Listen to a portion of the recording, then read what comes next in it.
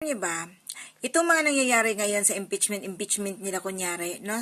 Mas lalong lumalakas yung push ni Inang Bayan, no? Na either Inday Sara or Basti na magiging presidente sa 2028. At ito pinaka-worst, Yung ginagawa ni PRRD before na war on drugs, and the war on drugs is very bloody. Mangyayari yan ngayon. Mangyayari yan sa 2028 and more bloody ang mangyayari. Bakit? Wala nang tukhang.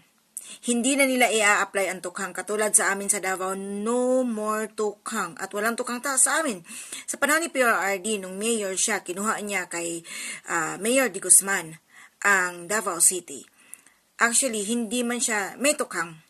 Okay? Bawat barangay mayroong mga nakalagay doon na mag-surrender sila lahat ng mga naging tulak at nagiging addict, nagiging user, kida.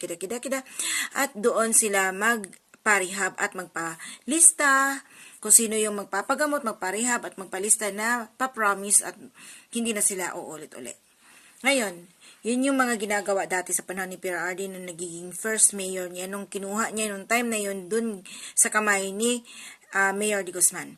And, guys, alam niyo naman kung ano nangyayari sa bansa natin noong 2016, nung kinuha ni PRRD ang bansa galing sa kamay ni Noynoy Aquino. Diba?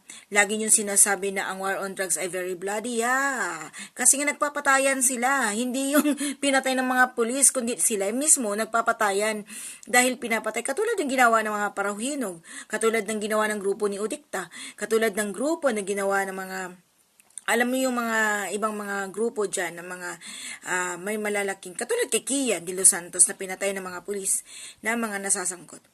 And, sa mga nangyayari ngayong 2028, mas more than. Kasi nga, ang taong bayan na ay ayaw talaga ng tukhang. Kahit ako, ayoko na talaga magkaroon ng tukhang. Bakit?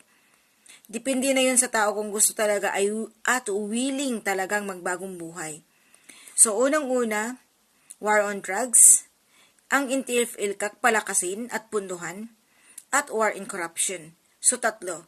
Para matanggal, bakit ang NTF-ILCAC ang gusto kong i-point? Sa kadahilan nga gusto kong matanggal ang mga teroristang mga NPA, CPP, NPA, NDF dyan sa Congress at sa lahat ng mga parte ng lugar ng bansa na may mga rebuilding NPA.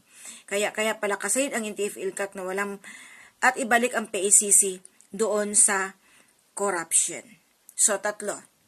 War on drugs, war on corruption, at NTF-ILCAC. Good luck!